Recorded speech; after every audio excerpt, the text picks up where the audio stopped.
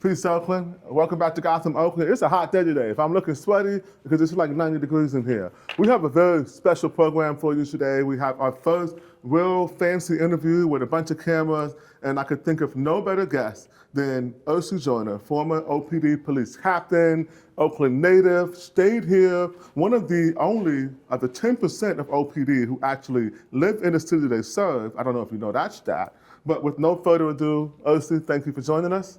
Hey, good afternoon. Thank you for having me, Seneca. You know, huge fan of people who love Oakland and try to get the message out there for the masses to know what's going on inside and outside the city of Oakland. Thank you. That's what we're here for. So we don't need your life story, but give me the origin story. Every superhero has an origin story, and you've definitely been a superhero for Oakland with your life's work here, including Ceasefire and all the other valuable things you've done. So give us 5 or 7 minutes of how did you become a cop and the man we know today.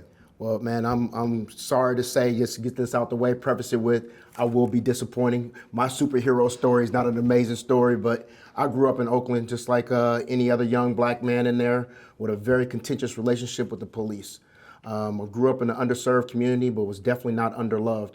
I had 2 parents in my household that loved me very much, made sure I went to private school, had the best of the best, and taught me that sacrifice isn't about going without.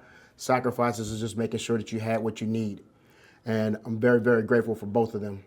I was going to Cal State Hayward. I was lying to them, telling them I wanted to be a lawyer, so they keep paying my tuition, buying my books, and putting money in my pocket. But I had no abilities, aptitude, or even true desire to actually be an attorney. I was one of those real disruptive kids in class in my senior year. I was talking a lot in the classroom. Professor who happened to be the dean of criminology, Professor Niedercut. What was the class? It was some criminal justice class. To this day, I don't remember what it was, but it was one that I wasn't paying attention to. He called me up after class and he basically said, "So young Joyner, what are you gonna do with your life?" I puffed up my chest, fixed my shirt, and with sincerity, I said, "Sir, I'm gonna be an attorney." And he looked back at me, shook his head, says, "No, for real, so what are you gonna do with your life?" I thought to myself, you know what, I'm not really sure. He says, "Man, I think you'd be a great police officer." I looked back at him and said, "Hell no." He says, "Why not?" After I gave him examples of what happened to me personally, things have happened with the police and my family, things have happened that I've heard stories on the streets, I thought I'd drop the mic and I was like, those are the reasons why I would absolutely never be the police. With no hesitation, he looked back and said, "That's exactly why you should become the police. And more importantly, rise to the level to affect change, rise to a level where you can affect change." I'm a very God-fearing man. I went home, prayed on it, said, "God, if this is what I'm supposed to do, please open the door. If not, please close it." June 18th, I was out of school. June 23rd, I was in the Oakland Police Department, 130th Police Academy. What year? This was in 1991, May of 1991. Wow, so the 90s is known for being the most violent time in the history of Oakland, is that correct? Absolutely. When I first hit the street in 1991 after graduating from the academy, in my first week I had gone to 7 homicide scenes. Murders were off the hook. That was, as a matter of fact, I was out working in what's called now the Twomps 23rd Avenue area, and it was known as the Murder Dubs. Every day someone was getting killed there. Ironically, I finished my field training program, was out in patrol, and this guy named Barney Rivera, who actually was the demigod of OPD narcotic enforcement. I mean, these dudes were like the SEAL Team 7 of OPD. Raid jackets, blue jeans, all black cars. Came up to me at a call and asked me if I could be an undercover narcotic officer. He told me, "If you buy dope for me for 1 year, after the 1 year, I'm gonna bring you over to the task force." Knowing in that unit had less than 10 years, I thought, man, this is my opportunity to go to SEAL Team 7 with less than a year on. First looked at him and said I couldn't do it. He says, "Why not?" And with the straightest face, I said, "Hey man, I'm too young and hot to be a crackhead." He looked back and was like, "You can do it." Went home, thought about it, came back, and the next day I was buying dope all over the city of Oakland. I did not know you did undercover. Yeah. Wow. Yeah. So how do you do that if you're from here? Fortunately, what's really crazy is back when I grew up in East Oakland. And even throughout life, East Oakland people didn't come to West Oakland. West Oakland people didn't come to East Oakland. It's because there was a conflict? No, it was just an unwritten rule. Like, there was nothing in West Oakland that I needed. So when I came out and worked in patrol, I was actually assigned to West Oakland. I almost felt like I had to learn the city just like rookies who Wow. weren't even there. They do stay a little country called Deep East Oakland. Yeah. So people there, they definitely is a different part of town. So So you were buying drugs. Did you have to like lose weight to look like emaciated or something? Or were you already like kind of skinny or something? How you supposed to be Pookie? First of all, Seneca, because it's your show, I'm gonna go ahead and just not take it as a sign of disrespect. I wasn't always this big, brother. Hey, what you see right here, this is a sign of prosperity. Yeah, good living. I got it too. I got a little bit of, a living good look. So, back then, man, I was 22 years old. It was just about getting in the zone, man. I would dress real dirty. The entire time, I wore the same outfit for buying dope for a whole year. And I never washed it once. So Wow. it stunk, and it said crackhead all over it. You can't fake that. That's dedication. No, and really in terms of what people oftentimes think about, and I'm glad you actually brought that up. The first thing I learned from buying dope and being undercover and being in that world is that there's no real hierarchy in terms of social economics. You have people who are buying crack who are on their way to their jobs at UPS, on their way to jobs at the post office, in their actual postal uniforms. So being a crackhead like Pookie in New Jack City, yeah, that was prevalent here in the city of Oakland, but a lot of people look just like you and I who were hooked on crack cocaine. Yeah, who are functional addicts, absolutely. How long did you do undercover work? So at the end of that 1 year, I finished, and I'm just thinking now I get to go to the narcotic task force. Barney Rivera came up to me and says, I got good news and bad news. I said, what's the good news? He goes, you're the best standby officer I ever seen. I said, what's the bad news? He goes, you're the best standby officer I ever seen. I said, so what does this mean? Homicide. He goes, no, the FBI and DEA are running a special undercover operation. I need you to go be an undercover for them for 3 months. When you come back from the 3 months, you'll be, on the task force. Wow, you went to work for feds, higher level. Yep, I had an office. Were you ever scared doing this work? Was it easier because you were playing the smoker, the addict, and not the actual dealer, so the stakes were lower? No, and in actuality, being an undercover officer buying dope on the street is highly dangerous. One, just because even the dope dealers out there don't have any respect for them at all. So I can't even count how many times. Did smokers? Yeah, I can't New count. Jack City, he killed the dude. Yeah, I can't count how many times dudes have said some of the most disrespectful things to me in the world, put guns to my head, and just been, flexing out in the street. So I left, went to the FBI. I had an office at 180 Grand on the 11th floor. They had the whole entire floor there. And I ended up not coming back to OPD for 2 years. I was undercover there doing the Operation Oaktown, the Emmanuel Lacey, Anthony Flowers case. During that investigation, I was involved in all kind of narcotic work that took cases from Mexico, Texas, LA. And by the time it was over, when I came back to Oakland, I had my first paradigm shift in terms of narcotic enforcement. The paradigm shift that I had was, number one, this war on drugs was bullshit. The war on drugs was really about a war on black people.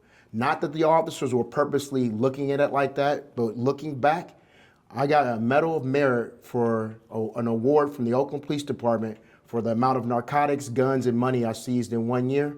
We all slapped high fives. We had the most arrests in the entire history of the Oakland Police Department, but still 143 people lost their lives. When I look back at that time now, it was some courageous, ethical, law-abiding work being done by the officers, but you really have to ask yourself, was it the right work? You were breaking up families, sending people to jail for low-level crimes, individuals who were going to jail for sometimes health epidemic problems, in terms of being addicted to drugs. So I wasn't very proud of that.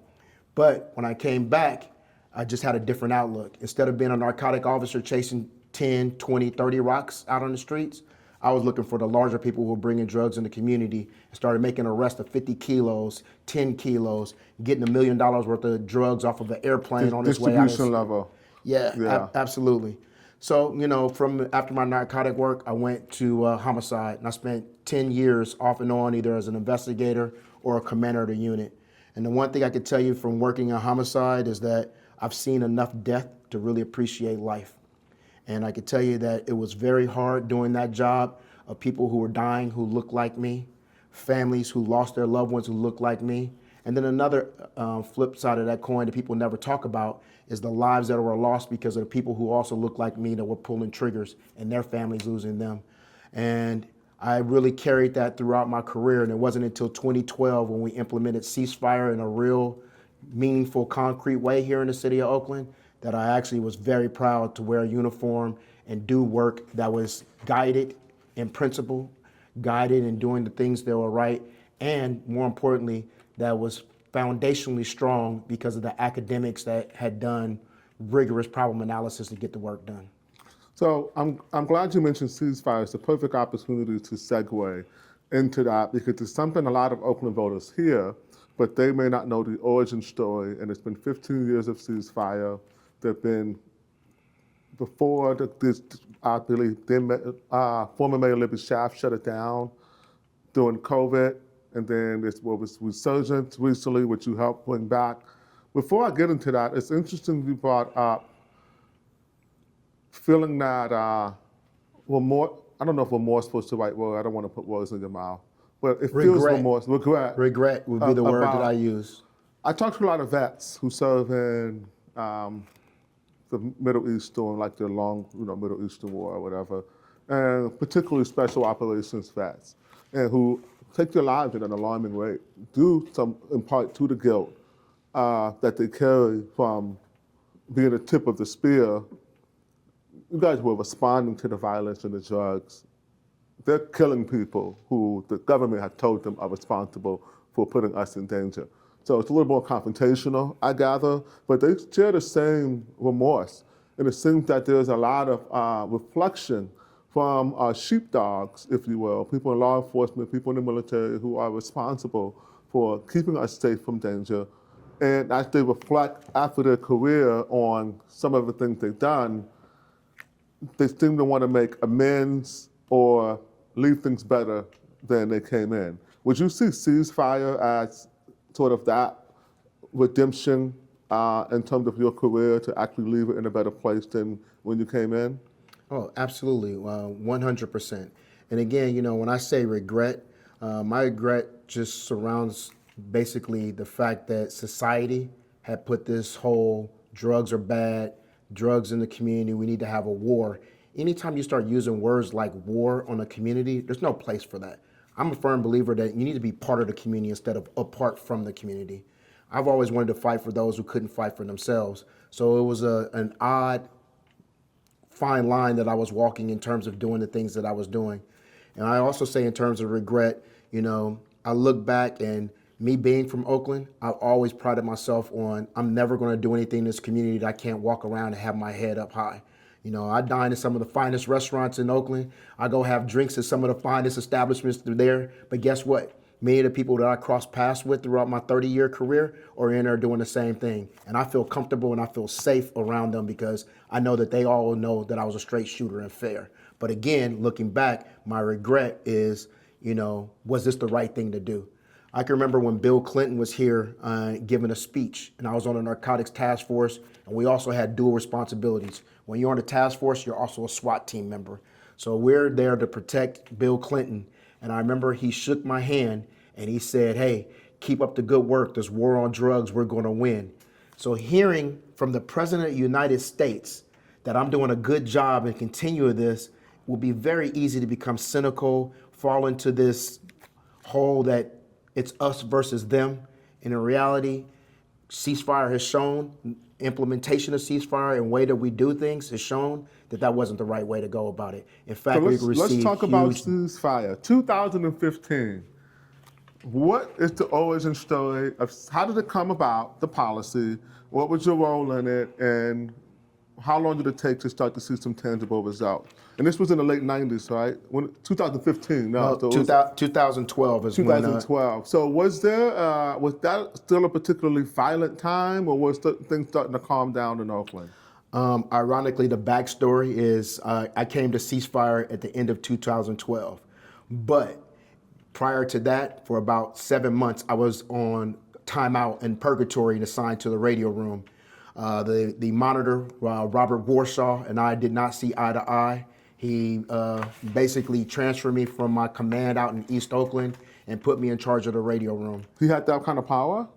Well, yeah. Well, actually, the chief of police, Sean, at the time, I can't remember who the chief was, but the chief transferred me there at Warshaw's direction. When did Warsaw arrive? When did our negotiated settlement agreement and consent decree start in Oakland? Just keep in mind, Warsaw came on. We also had another monitoring team for like 5 or 6 years, and then we got Warsaw, and he ain't never leaving. So you're in the radio room on punishment, like Alaska. Oakland's Alaska. No, Siberia. Siberia, that's right. And let me just say this. I say that I'm in Siberia, but by no means am I saying that being in a radio room was a bad job. The men and women who work in the communications division are true heroes. They actually take the first phone calls of people who need help first, even before any officer gets there. But what I noticed is that they didn't need a captain of police. They were able to run the radio room on their own. And ironically, one of the things I'm most proud of is while I was there, I made sure a manager who was a professional staff actually took over for the captain's job. But while I was there, put the right people in the right place. Yep. Yeah. While I was there, gang violence started going crazy. It was off the hook. And I believe it might have been Howard Jordan as the chief of police then, if I'm not mistaken. I can't remember who the chief was, but we've gone through a lot of chiefs. Not bragging, but I'm just telling the truth. Shit was so fucking bad. They were like, hey, we need the lesser evil. And they came and got me out the radio room. And they said, hey, we want you to run Ceasefire to get on top of this violence. I was happy as hell to get out the radio room. And I asked, cool, how many people do you have? How many people do I have? And they were like, none. You have Reagan, it was Reagan Harmon at the time, and Barbara DeSalvo. Neither one of them have guns and badges. So in 2012, November, December, when it kicked off, it was the three of us that kicked it off. 2 non-commissioned officers and non-sworn officers and yourself. Yep. And you got your job is to stop the violence. And so what was the mandate for ceasefire? What was the job? We had three very important tenets that we live by. And the first one is reducing shootings and homicides. The second one is reducing recidivism. And the third one, which is most important, is repairing or restoring our relationship with the community. So I was always under the adage of it's not what we do, but more importantly, how we do it. So that's the premise that we live by.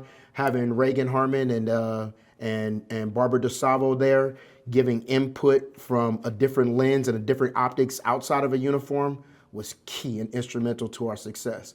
Lastly, what we also had going on is that the California Partnership for Safe Communities, who are technical assistants, came in and said, hey, we have a problem analysis. And as a problem analysis, we looked at 18 months worth of murders, and we were able to tell you that 68% of your murders in the city of Oakland during this time period we looked at were group or gang involved. And what that means is that individuals, although it might have been not gang on gang, but a gang member might have shot and killed someone during a robbery, or 2 gang members were dating the same girl and they killed each other over the girl, but it wasn't territorial. So that sparked an interest and says, hey, you know what? If we focused on this most at-risk population, this 68%, we're going to see marketed and, more importantly, sustained reductions. So where were the neighborhoods that most of the ceasefire targets, the young men and women who were caught up in gang life or violence? Where were those neighborhoods consolidated? It's funny you say that, because like I alluded to earlier in the show, that me growing up in the 80s, East Oakland didn't come to West Oakland. Mm-hmm. I don't have empirical data to support this, but that all changed when the Oakland Unified School District decided that people can go to school anywhere throughout the city. What year was that? You don't do the exact year. I don't know, but we could do some research and figure that out. But ironically, when that happened, you had people from East Oakland who started going to McClimates. You had people from West Oakland who started going to Skyline. So the kids started going across town. So neighborhoods are starting to be cross-aligned. So back in 2012, when you're describing, you had the gangs that were basically the Case Gang out in East Oakland, Acorn Gang in West Oakland, Ghost Town Gang, and 31st and Martin Luther King area. And you would have conflicts along the way. But when that happened, when the young men actually had alignments in East Oakland, it became a super gang. All of a sudden, Case Gang is now aligned with Acorn.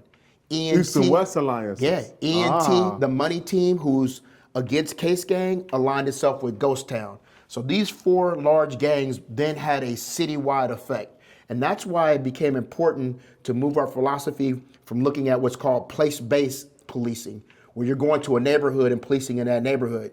No, instead of going to a neighborhood with an axe and try to remove the problem, we're going into a neighborhood with a scalpel. So we minimize our footprint there, minimize our negative impact on the community, and we're able to hold people accountable. But at the same time, trying to offer them resources and a change in the trajectory of their life so they don't have to go to jail. So before we move on to another part of the conversation I've been meaning to have about crime statistics, is Oakland safe? Can we trust the statistics that we're getting? I heard that there was a violent conflict between older dudes, late 20s, early 30s, who were incarcerated during the 90s, who got out in the early 2000s, and the young bulls, the young men out there, and that was a real violent point. Is that true? I wasn't here, so is that true? And was part of Ceasefire reaching out to the older guys who had done time or who still had some street ties? And if so, how did you stop? How did you repair those relationships and that anger? Because I would imagine some of them were their fathers or brothers. They may have felt neglected or abandoned by that previous generation. And then there's always resource scarcity, and in that resource scarcity, the violence, picked up. That's my hypothesis. Is there any credibility to that hypothesis? Yeah, absolutely, and if I can expound on that a little bit more. Absolutely. All throughout my police career, 10 years in homicide, even prior to the 2000s, in the 90s, you've always had people who go to jail who actually have some street cred. They get removed from the community 8, 9, 10 years. They come back, things have changed. But they still want to apply their same 8, 9, 10-year-old rules that they had, and the youngsters weren't going for that. So you always had that dynamic in terms of homicides or shootings that were associated to people coming back and trying to take over neighborhoods. But that kind of went away when we lost, for instance, the fact that people were on corners selling crack. Like individuals started moving from after the crack, they moved into credit card fraud. Then they moved into human trafficking. Then when the laws changed on human trafficking, you go to jail for far longer for human trafficking than you do for narcotics. Then they went to actually stealing gold chains, breaking into houses. So all these things kind of evolved. They're very chameleon-like in terms of trying to figure out how to change things. Sophisticated. Absolutely. Yes. I wouldn't call them sophisticated, thank God, but they are constantly evolving. With that said, what we looked at in terms of making sure that the data was driving the work we were doing. Again, focusing on the 68%.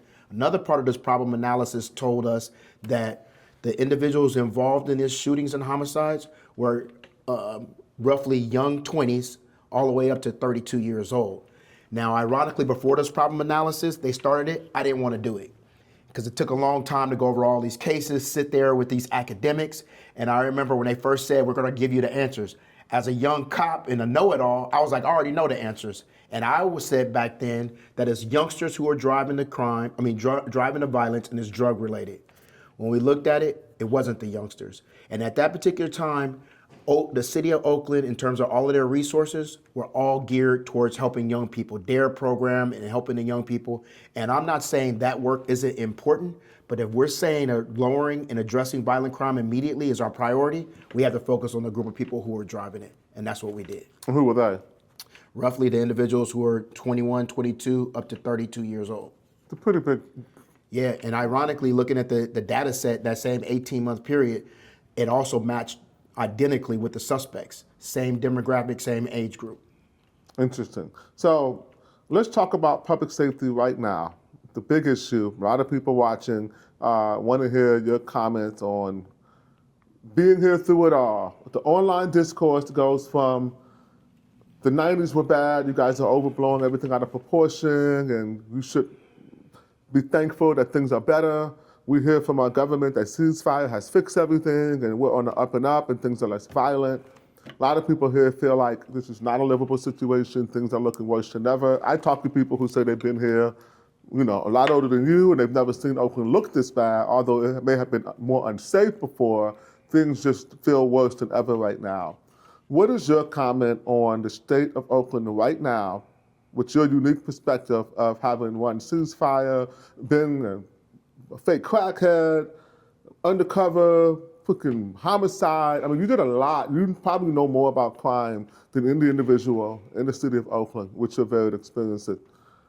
I didn't really get to a question, so let me distill all that to a question. Number one, is Oakland safe right now? Do you feel like Oakland is safe, a safe place to live?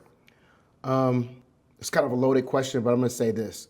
I think that Oakland can be a lot safer. And I think a lot of times when people get into the conversation and the narrative of Oakland is not safer than it was in the 90s, or the 90s were more dangerous back then, it's easy to compare apples to apples, but that's not what we're talking about. If you're only comparing homicide and shooting and robbery numbers versus those time periods, I think you're doing yourself and the people who are actually listening to this information a disservice, because you have to actually look at crime and you actually have to look at the fear of crime. Additionally, when you start looking at numbers, and you had asked me this earlier, we've had many conversations about should you trust the data and the numbers. I'll be the first to say that I don't think anyone in the city of Oakland is like Baltimore on the wire that are cooking the books, Enron, and giving a false narrative. But what I do have to say is that every week when city OPD puts out that crime numbers, not that I don't trust the numbers, but I know through my experience that the numbers aren't accurate. And what I mean by that is the only true numbers that you can guarantee are going to be accurate are the homicides and usually your shootings. Yeah. When you see the other crime numbers are mandated by the FBI, every law enforcement throughout the country, it's called UCR, Unified Crime Reporting. So you have to report these numbers in these areas. You and I had talked about why doesn't Oakland track dumping, homelessness, things along those lines. That's not a UCR mandated tracking, so Oakland does not do it. And I'm not even saying that it should be doing it. Did that include overdose? Yep, that's not a mandatory UCR tracking either. But what I can tell you is when I say that I'm cautiously optimistic about the numbers being correct, I can guarantee you that when you talk about burglaries numbers, which are down, double digits, those numbers aren't accurate. Oakland had such a significant spike in burglaries, car break-ins, home break-ins, and the fact that OPD wasn't responding for 20, 48 hours, sometimes 3 days to get to a call, things don't get reported. So you can't say that the numbers are down in that regard and feel very confident about it. And then lastly, let me just say this. They have, in this last year and a half or so, had double-digit decreases in violent crime. And that's the true metric that the city, the police department, and the Department of Violence Prevention should be gauged on. So they are doing a good job with that, but you have to be very cautious about how you put that information out there. To get in front of a camera and say, we're going to celebrate having a 24% decrease in homicides, well, we're still talking about 50 or 60 people in this city who lost their lives and their families are affected. So when you talk about high-fiving and feeling good about dropping the numbers, let's also remember that there are people who will never see their loved ones again. So you should celebrate the work and share that with the community or what was going on so they feel confident to partner with you and they feel safer. But let's not minimize that the city is losing way too many lives, and we need to stay laser focused on that. I agree with that statement. I also have some things I would like to mention on that. Crime is down nationwide. And so that's because crime spiked during COVID, and then since the pandemic has been over, it has gradually decreased. To attach those statistics, if they're common across the country, to any success through policy in Oakland, I think is dangerous. When our cops just had to stop traffic division last week because we don't have enough officers, and when California Highway Patrol is supplementing our officers, and if we didn't have them here, we would pretty much probably be in anarchy. And so, and then also attributing the success that we do have and not attributing it to California Highway Patrol being able to use law enforcement tactics that our current police officers can't do. For example, current Police Chief Floyd Mitchell, policy changes, recommendations to allow people to chase again, to alter and amend the no chase policy. It's up for vote right now, right? CHP don't have to worry about that. They do what they want to do, and they have had demonstrable success in removing a lot of people who were doing the crime, hundreds of people from the streets. And so I think they're hiding in that, and to me, that's my biggest issue. and why I wanted to have you on, because I do know that things are, ceasefire works, but I don't think ceasefire is the solution for retail theft right now. Because when you do the data, I don't see any data that, we went in great detail, I don't see any data showing that the people committing that retail theft, number one, even live in Oakland, for that matter. We know that a lot of people, I mean, check that shootout when my man went John Wick on him. What gun did he use? Was it a shotty? What did he use to shoot 5 people? Bro, that man shot 5 burglars and killed 2. They were all from Stockton. Mm-hmm. I know this is your show, and I was going to say I'm going to push back, but I don't even. No, I want you to push back. I don't even no, want to please say. do. No, listen, I want you to push back. I don't even want to say I'm going to push back. I'm just going to say I'm going to give you a different perspective. That's what I would love that. Thank you. Let me just say this. We cannot, nor should we ever compare ourselves to the national averages on crime. Yes, it's important for us to keep a track on what's going on nationally, but we have been immune and historically immune to whatever national practice is going on. My entire career, we were always in the top 5 or at least the top 10 of most violent cities in the United States. So when other people had different reductions in crime, we didn't. We still had increases in crime. Mm-hmm. So we cannot compare ourselves on the positive, we don't compare ourselves on the negative. Oakland is its own anomaly here. That's a fair point, very good point. What I can tell you in a concrete way is that when Oakland's had reductions, we have never had reductions that are sustained. What they did in 2012 to when I left in 2019, 7 years of reductions totaling up to 50%. Now, this isn't just me speaking. We actually had an independent evaluator come through and do a rigorous evaluation from Yale, Harvard, University, UPenn. And they were able to use the data and the numbers and all the information and concretely say that 32% of the reductions of homicides were attributed directly to ceasefire, a large number attributed to ceasefires for shootings. Over what period? Through 2012 to? Yes, yeah. Through this time. Through 2019? Yeah, I think it got finished in maybe 2018, 2017. Okay. But this is the first time the city of Oakland has actually had any type of evaluation in terms of whatever boutique thing we were implementing here. So to have something work and be sustained for all this time and a rigorous evaluation from an outside academics says a lot. It says that should be your foundation. Additionally, the other, looking at the optics, never once has anyone that I know of have ever said that if you implement ceasefire, it's going to be your panacea to solve all crime. That's absolutely not the case. We are saying we're focusing on shootings and homicides. As a byproduct, guess what? When I was running it from 2012 to 2019, I also saw that the high-risk individuals who were most likely to be shot or most likely to do a shooting, they were also doing peripheral crimes such as your burglaries, cannabis break-ins. So when we were able to, number one, get them involved in services and not involved in a life of crime, or hold them account, I used to call it promises made, promises kept. We tell you that if you don't engage in violence, you ain't got to see me. You pick up a gun, I'm on your helmet. And it's promises made and promises kept. Both ways. And when we did that, you also saw the other crimes that were going down along the way. And the last caveat that people never take into consideration in terms of the eye of the perfect storm is what I had in my back pocket is I had a district attorney and a U.S. attorney that believed in the strategy, understood the strategy, and they were also doing their job. When I left, who was that? Kamala?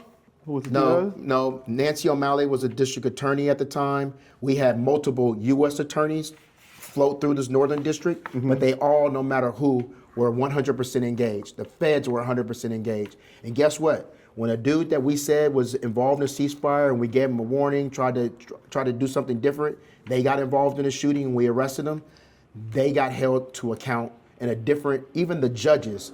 Reagan and I went and did training for the judges at juvenile court to explain what we're doing. And we're not asking you to send everybody to jail, but there will be a couple of people that we need you to hold them accountable because they're terrorizing the people in the streets know promises are kept. Yeah, you cut up. I'm apolitical, but what I do know is once the new district attorney came in, Pamela Price, and individuals weren't being held account, these same individuals who get caught with a gun and out the same day, then things started happening.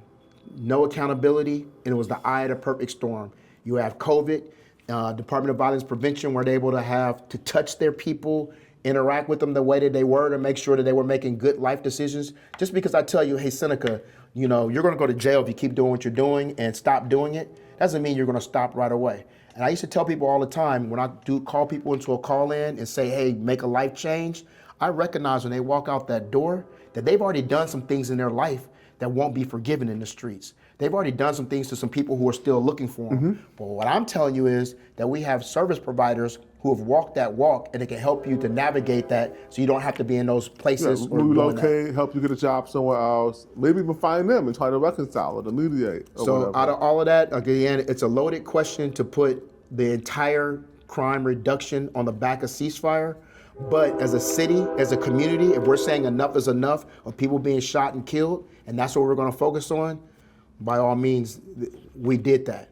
After I left, they fucked it up. So are they funding Ceasefire properly now? Is Holly, what's her name over there? I forget her last name. My apologies. My bad, Holly. I heard you were okay. You doing a good job? Josie, yeah. Chief Josie. Yeah. She's in charge of it now, correct?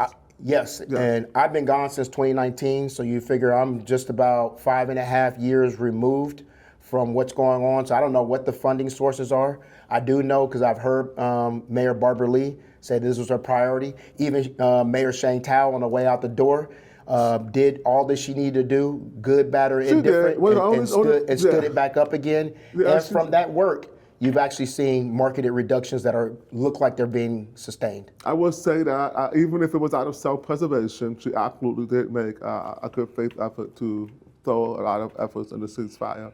And you were involved with that. We've had conversations about that because I was like, man, what's going on over there? You with the ops, man. We taking it out, and you're like, man, Oakland. I'm about Oakland. Yeah, man. It ain't about the ops to me, man. I always have a saying, man. I don't fight for Caesar, man. I fight for Rome, and Oakland is Rome. I love it, and when you said that to me, it immediately pacified me because I was a little hot. You may not have known that because I had to be respectful. But in my mind, I was hot. I was like, man, I call this dude, but what you doing? Because I'll call you. I'm not gonna anybody you see. And I appreciate that about I'm saying? you. I'm not gonna say it in public about somebody if I ain't had a good faith conversation with them and tried to reconcile it. So if you see me saying something negative about somebody, they know. I've said it to their face. We've had plenty of opportunities to mediate and reconcile, and I didn't feel for whatever reason that was happening, and I still felt that individual or that entity posed a threat to Rome, right? Hey, you said something before to me. I don't know if it was on camera or off camera, but you said that you're a truth teller and you want to go out and you want to be ethical and be truthful. So this is my confession to you and for all your viewers. When you first asked me to do this, I was very reluctant because I'm at the point now. I've served 30 years in this community. I came back and did 6 years for Mayor Shane Tao. I've had enough of actually doing the heavy lifting in the city of Oakland. But to be honest, just from the afar, on the sideline watching you do what you do, I know that you're courageous, I know that you're fearless, and I know that you have a platform that you're gonna reach out to people and people need to be educated. And therefore, I decided I need to stop being selfish about myself because the best way that I can help you is to share my experiences with you so you can make informed decisions. I've never once told you how you should think or what you should say. I just want to give you the information. And I truly believe you're intelligent enough and you care enough that you're actually going to report out your feelings, but what the facts are to support it. Absolutely. So that's why I'm here today. I appreciate that, man, my man. Because we need you. We need to hear from the elders in Oakland, not that you old, but the elders. I received that. Okay, I'm 46. I'm seasoned, getting there, I'm seasoned, player. I'm getting there. But and also, and this is the thing I've told a lot of other, especially black men. I have a lot of criticism for us because I think we should hold ourselves accountable for the conditions in our neighborhood.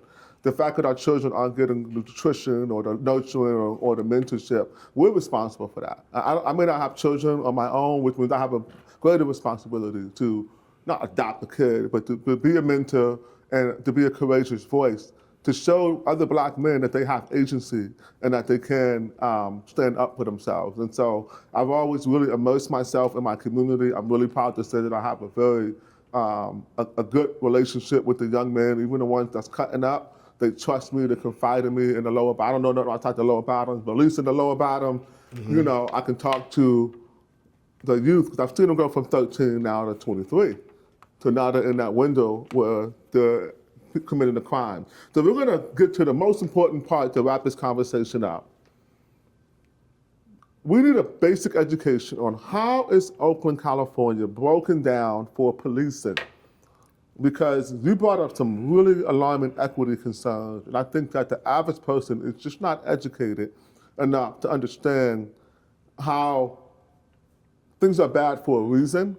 And I'm not going to draw any conclusions, but if people hear this and they want to fix it, then we got to start imagining what else is going on if they don't want to address this problem. So how is Oakland broken down as a city? Right now, we have less than 600 officers serving what? Give me the breakdown of how Oakland is policed, and what are your feelings on that? Well, let me just preface it with this.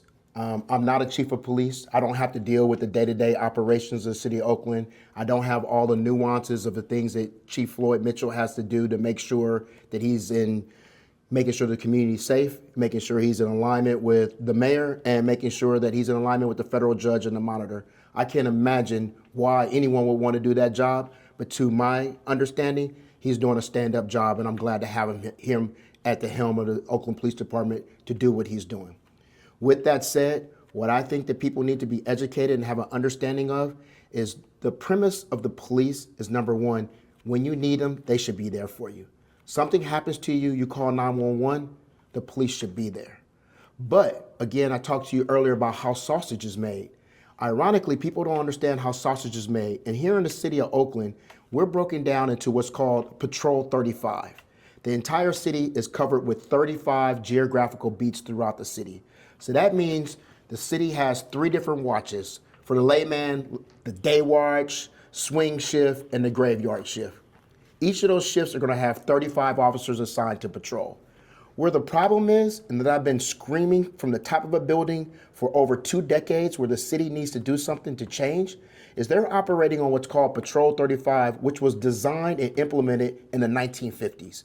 We're still in 2025 working off of 1950s patrol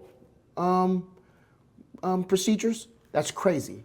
Secondly, not sure how it was in the 1950s, but things have changed in my 30-year career. As an example, the first thing I could think of as change is the fact that East Oakland has more 911 calls for service, has more violence, has more shootings, and historically has had more murders than any other area throughout the city of Oakland. We all love Lake Merritt and that Lake Merritt area. We all love North Oakland, but historically North Oakland and Lake Merritt area have always been at a lower clip in terms of calls for service, lower clip in violent crime, but yet those areas, because of Patrol 35, still get the same amount of officers that East Oakland gets. So you start talking about equitable resource alignment, you start talking about the people who are in East Oakland being underserved, you can't win if you're starting out with being understaffed. OPD as a whole is understaffed. Then you go and implement this Patrol 35 response to crime. It's extremely understaffed. So that's something that the city, in my opinion, as a citizen, not as a law enforcement expert, this is a citizen, I question and wonder why it has not been addressed and why we don't have equitable distribution of staffing. So we should have sort of a redistricting of these beats. So before we started the program, you gave me a breakdown. West Oakland has 7, North Oakland had 7, Lake Shore had 7, Fruitvale had 7, and Deep East Oakland had 7. If we combine Fruitvale and Deep East Oakland at the high crime areas, they have 14 beats compared to 21 when they have the majority, let's say well over 50% of the calls for service, especially the high acuity, more urgent calls for service. Yeah, and right now we don't even have enough to cover these beats. I don't know if you know that. Yeah, we're short. But they have, and that's what. So basically, they have what's called minimum staffing. So you're going to have 35 officers, but you might not have 35 officers on regular pay. If you project out people on vacation, people injured, people away at training, and you don't have the 35, you have 28. Well, guess what? Overtime. That means you have 7 people who are there working on overtime, and sometimes they're working on a beat that they might not even be aware of because they're just working overtime and they get plugged in East Oakland, but they're actually a beat officer in West Oakland. Also a huge problem with that is when you start looking at calls for service, in East Oakland, the majority of calls for service are what's called priority 1 calls. And what a priority one call could be is there's a shooting, there's a robbery in progress, there's a domestic violence incident that's going on. If that call happens, you have these 7 officers on the beats, you can't go to that call by yourself. It's mandated as 2 officers get called to that. So in East Oakland, when you have 2 or 3 shootings in a night, at a shooting scene, you could have 6 or 7 officers tied up there. So it's not unheard of in East Oakland to have a shooting or 2 shootings. And guess what? They actually go into what's called no response calls. So all the calls that go in that aren't emergency, they just get shelved and nobody even goes there. That's not proper. And it goes back to my initial premise that if you call 911, you least expect that someone is going to show up. The second thing you expect is they're going to be competent in their job, professional, and treat you with empathy. And that's not happening right now, in your opinion? I can't speak to the professionalism and empathy or things along those lines. I know cops are doing the best they can do. But what I am saying is that you pick up the phone and you call the police. That's what I meant. You have to hold your breath. Are they going to show up? Yes, I've had pretty much a very, very, very positive experience with OPD. We have, because of our negotiated settlement agreement, and because Chief Mitchell unfortunately spent most of his time doing internal affairs stuff, because if you fight, you got to fill out paperwork because of our NSA, they have to be on their best behavior. And so people come get trained here, they do their minimum time after the police academy, and they take this wonderful training that we have in Oakland and take it to other police areas. This is what I've been told. Again, it's not my profession. I can only hear from and I do talk to a lot of officers, and they share pretty much consistently, everyone has been very satisfied with Texas Roadhouse, Chief Floyd Mitchell. And good, hopefully he stays here.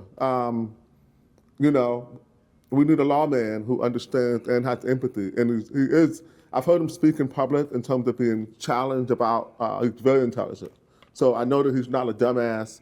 I know that he has a cerebral approach to the work, but I know he also comes from Texas, where things culturally are a little different and expectations of the law are a little different as well. And I think that cultural difference may serve Oakland well if he could ever get to do his job. Why are we still in the NSA, man? Well, first and foremost, I'm a citizen, so I can say what I want to say. First and foremost, Warshaw is treating the city of Oakland like his own annuity. Basically his own annuity. Basically, he is getting a large scale. You got to ask yourself a few questions if you really want to look at the NSA. There is no court of law under anything that they don't have an evidentiary hearing. Why has the city of Oakland not had a spine with the city attorney's office and asked the federal judge for one evidentiary hearing? Warshaw gets to go in there and tell the federal judge whatever he wants to tell him and never has to be cross-examined, never has to present evidence, never has to have an evidentiary hearing. That's set up for failure. Additionally, if you have a monitor who is monitoring the city of Oakland and he's also the compliance director and he's had 8, 9 chiefs that he's been under. Cycle through, yeah. At some point, you got to start looking at the monitor. Is the monitor not doing what he's supposed to be doing? That's what I said, 20 years. And then lastly, the reason why he and I didn't get along is because I wasn't a punk. And I'm telling you this right now, and I stand by this. You have a person who's from out of state who flies in here on a monthly, bi-monthly basis, every other month, whatever the case may be. He's talking about the stop data thing that he keeps us out of compliance on in terms of about racial disparity, about people who were stopped. He talks about racial inequities in the police department. Why has he gotten millions and millions of dollars and he has no representation from the city of Oakland and he has no representation of anybody on his team who looks like me and you? How the fuck can you tell me what black people need and you don't even meet with the community? Get the fuck out of here. Well, live here. Well, then you add in John Burris, who gets to double dip. No. Let me just say this. A lot of people talk about John Burris and Jim Channing. Let me tell you this about them. What they negotiated with the city of Oakland 20 plus years ago, 50 plus items, that should have just been SOP. OPD should have been doing the shit that they asked us to do. And they've never asked us anything that's hindered police work. They've never asked us to do anything to let people go free. In my opinion, John Burris and Jim Channing are both heroes for fighting the fight that they had fought. And they could have, when the money ran out, they could have easily walked away and said, hey, we're done with this. But they still show up to those hearings and, in my opinion, still deeply care about what happens and how the police department transitions. That's why I wanted to talk to you, man, because what's going on. And not to say I will accept your position default without checking, but it's good to have a different perspective, because other perspectives are like, let's say, Judge Brenda, who filed public ethics complaints against the city of Oakland because she didn't want to basically, this is where I get that Trump's double dipping. I have a lot of respect for Judge Brenda. She's a very smart lady. And they had conflict there because she felt that Chief Armstrong was fired because they were close to getting off the NSA. And they had identified, and they went to them and said, okay, what is left? We got these 4 or 5 check boxes, we're gonna check them off. And they were pretty much rounding the bases, and this close to getting us off of that, and then all of a sudden we had started all over again. I'm not on any police commission. I don't follow that stuff that closely, so there may be a good degree of ignorance in my approach, but I'm definitely more informed than the average Oaklander, and if I don't have a good grasp or command of this information, we definitely can't expect the average voter to have a command of this information. Police overtime, for the last question. We talked about police overtime. We got cops making $500,000 a year. It's obviously an issue, a sore point with many people in the community when they hear these astronomical numbers. What is the information behind this overtime, and how do we get out of this overtime trap? I'm glad you asked me that. And again, from my layman's perspective and what I've seen throughout my police career, OPD has always historically went way over budget in terms of their overtime. As a captain there, we'd always have to submit our overtime budget, things along those lines. And I can tell you that there's a lot of good men and women who've worked in fiscal services at OPD, and they are treated like shit, to be honest. They put together enormous amounts of time to put together a budget, present it to the city, and then the city just arbitrarily says, all right, you got to cut that in half. But never taking into account, like, cut it in half how? Like, give me a priority about what's important. So I believe that in itself is reckless. The second thing I like to tell people is they need to have an understanding of what takes place. Throughout my career, OPD was never truly, fully staffed. There was only one time in 2008 where we got up over 800 officers. We were fully staffed. And do you know, of course, the things that happened that were out of Oakland's control, 2008 fiscal crises, things along those lines. But then come 2010, less than 18 months later after being fully staffed, I personally had to call people into my office, and we laid off 80 officers.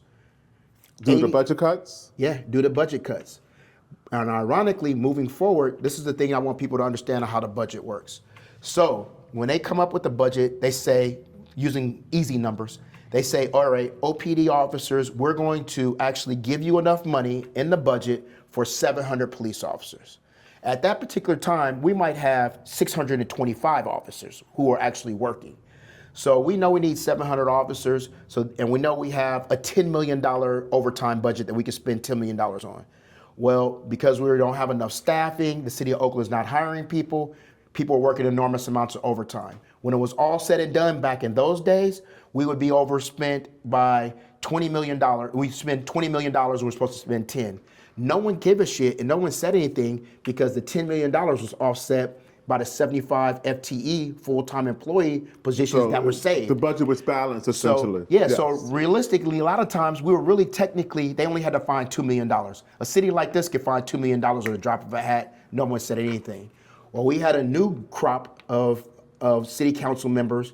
When they were trying to balance the budget, we didn't have money coming in. Things were changing dynamically. Real estate transfer taxes. I'm not sure if the average person knows, when you buy a house, the city of Oakland gets $15 per thousand. And then if you buy a house over $2 million, that $15 then goes up. Well, when home sales went down, so did it mean the income of the city of Oakland went down. So what they did to balance the budget, instead of balancing and saying the OPD gets 700 officers, they said, okay, you have 630 officers, we're giving you a budget for 630 officers. So what year was that? You know when that was? 2014. 2014 was 2014 was a year that we had, $12 million savings in FTEs. So would that be like defund? Yeah, technically, and then when you talk a lot about defund, which I think is probably one of the most reckless words that ever came out of police work. I mean, out of society. I'm all for, if we decide as a society the police budgets should be cut and we want to reallocate money elsewhere, but you can't recklessly say we're going to defund the police, take money, and not have a plan. And that's where we don't have a plan with defund. The answer can't be take away from money from the police and then what do you have? Because there's never been a true plan. And the average person doesn't even know that when we have protests, George Floyd protests that ran for 5 days straight, a protest in overtime costs $100,000 a day. 5 days in a row, that's $500,000. We've had Occupy Oakland, we've had George Floyd, we've had Oscar Grant, and all of these are issues that should have been protested. I agree with the protesters to call for action, but just recognize there's a cost. And that's just kind of important that people don't know. And in closing, talking about money and oversight, in my opinion, I know you didn't ask me this, but I gotta say this from my heart. If you have oversight for the sake of oversight, there's no oversight. So I believe the police, not only just to be a better organization, but more importantly, just to instill faith with the community in the police, we should have people who are community-based and looking over us. When we make our mistake is we become reckless. I'll give you a prime example, and this still eats at me every single day. As we all know, I was shot, and the only reason I'm alive right now is because of ShotSpotter. I can tell you that there's other people's lives that are saved behind ShotSpotter, and when I found out that City of Oakland was canceling ShotSpotter, my first question was, are we canceling it because of the budget restriction? Because if we are doing it for that, when I found out it was being canceled because of Brian Hoffer and the Privacy Commission writing a scathing report saying that it was the efficacy of the thing and saying that we should take that money and give it somewhere else. And when I read his report that was roughly about 17 pages long, or I can't say 17, it was multiple pages long, and at least 10 times he made reference to this is a violation of individual civil rights. I looked at the authors of this report. Spot shotter? Yeah. So to people who don't know, what is spot shotter? ShotSpotter is a gunshot acoustic location. So when gunshots go off, we're notified, the police are notified within usually 15 seconds, not only of the gunfire, but how many rounds are fired and where the shooting took place within 5 meters of the shooting. How is that a violation of someone's? They were just saying, hey, we're spending all this money on ShotSpotter, and are we really getting people? Chicago moved away. They start naming all these other national people who stopped being ShotSpotter people. But in reality, if they were to ask ShotSpotter, many people moved away because the contract ran out and they didn't have money, which is understandable, not because the system didn't work. Lastly, I just want to bring to the attention, I spoke to City Council, you're making such an important decision based on Brian Hoffer, who has no police experience. His 2 other authors have no subject matter expert, nor did they interview anyone from OPD for insight. And then lastly, I want to say, I was offended by the fact that it had multiple times in there that this was a civil rights violation. And basically civil rights is the 14th Amendment. And what people don't understand is the 14th Amendment also speaks to you have a right to live. Public safety is a human right. So. I'm glad you brought that up, and I'm going to touch on one more thing because you mentioned it. Oakland is supposed to have one police commission. How many police commissions do we have in Oakland? Do you know? I don't know. I lost track. There's a privacy commission. Do you know anymore? There's a regular commission. CPRB. And they seem to have more power than I saw a police commission meeting where someone did just that. They were like, we don't need a Bearcat. We could take an SUV and keep slapping armor on it until it's like a Bearcat, but since it's not a Bearcat because the Bearcat looks scary and we don't like it. Or some crazy stuff. And I'm like, he's talking about level 4 armor, and he's trying to act like he understands anything about what he's talking about. And I'm like, bro, you don't, anyway, I don't want to get off the rabbit hole into that stuff. But I do agree with you that the police commission have an agenda. Mia Saka-Chin is Barbara Lee's chief of staff. When I looked her up, she helped author the defund the police policy with her former boss, Nikki Bass. In her press pass, which is on the city website right now, they say that Mia Saka-Chin was instrumental in developing Ceasefire in Oakland, California. Have you ever heard of her? Well, I will say this. I don't know everybody. I don't know what she did for defund the police. I wasn't part of any of that, didn't read any of that literature. But what I can tell you is that when you ask me her name, I don't know her, nor has she ever been in any meeting with me. And I led Ceasefire for 7 years. And then you came back and helped lead it under previous Mayor Sheng Tao for a year, a summer or so. Yes. And she wasn't around then as well. I don't know her, and I've never been in a meeting with her. And That's when all I can say. ceasefire started in Oakland, it was you and 2 non-sworn officers. Yeah, that was a second iteration. They had tried it one time before, it So didn't maybe work. she came up with the idea. Maybe she helped. I don't know. Okay. Well, they give her a lot of credit for it because ceasefire now is like a political cudgel. People use it to, rightly so. If it is like we did something right in Oakland because we don't have a lot of good policy successes, if we do have something to actually hang our hat on that we could model after that had demonstrable success, I don't mind people using it, but to abuse it, to act like you're doing your job also helps to, it hurts because then people like me start to see a ceasefire as like DVP and ceasefire and macro, and we put it all in the same boat, right? And I've never been impressed with macro, neither have most people. And macro was part of the diversion of resources, the 18 million, went to mostly macro and DVP, not necessarily ceasefire when you look at the budget. And so I would hope they would put more money into ceasefire and less in the macro, but again, I don't know how the sausage is made back there either. All right, 3 recommendations, like closing remarks, any closing remarks you have for the city of Oakland, and I need 3 recommendations for Oakland City Hall to help Oakland become a safer place. If I had 3 recommendations or a magic wand, the first thing I would do is I would ask for just better governance. I think that we are not governing ourselves the way that we should. I think that the people who are elected, they're in a position. I wish that, and I'm not saying they're not, but I wish that we could have more transparency, more honesty, and more truth to the oath of office. At times, not picking out anybody in particular, what I see is individuals who are about self-preservation, looking for their next election, and making decisions based on which way is going to be the most popular way for me to vote. You can't govern a city like that. Secondly, I just really wish that in these meetings where we're making these decisions based on who's talking the loudest, the individuals who need the service, who require help, would show up to those meetings and let their voices be heard. If we remain silent, we become complicit to the bad governance that's happening along the way. And the third thing is, to be honest, I love Oakland, as you know, but I'm just sick and tired of people talking about how great Oakland is, but no one actually doing the work to make it great. We didn't become great. Our ancestors, my uncles, mothers, fathers, and other people who built this city on their backs and made it what it was, where we could say that it's great, they actually rolled up their sleeves and went to work. Now all we do is we sit back and we just high five and talk about how great we are.